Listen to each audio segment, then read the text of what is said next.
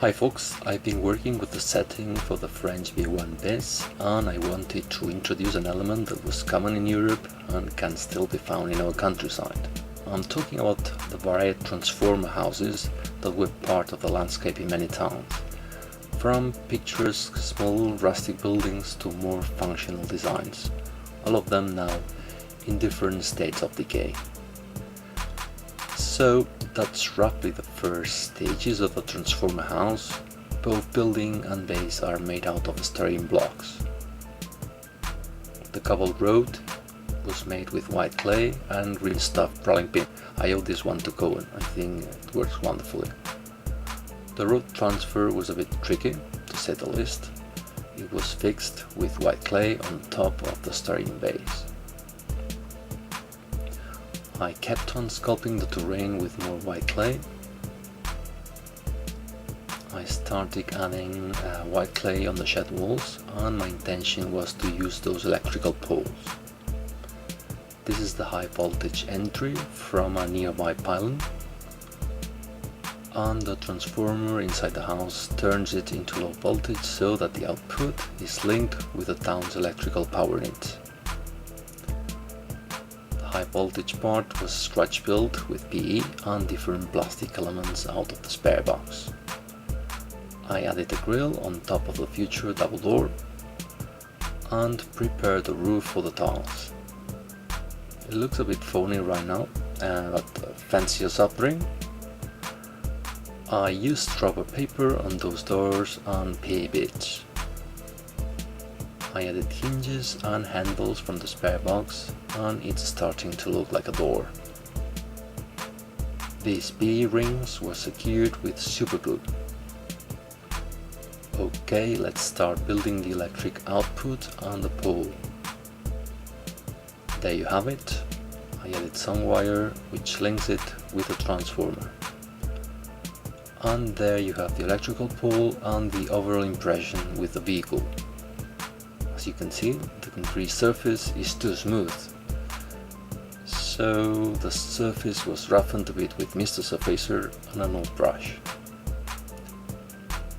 All surfaces were primed with black and grey acrylics. Lights are enhanced on upper surfaces. Some defects became more visible, so I had to add some corrections with Mr. Surfacer. The doors were base coated with all rust primer. This is a rust mapping session.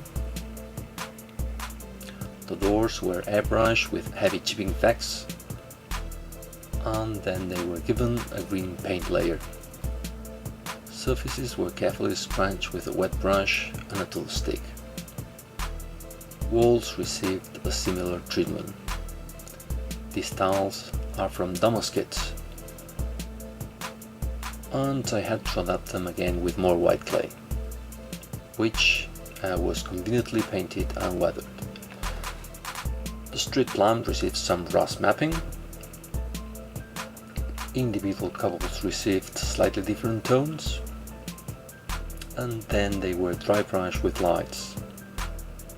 Shed and doors were filtered with enamel products, and details received a dark wash, which was watered down around the edges with white spirits. The rain pipe drain received a blue-grey filter as well.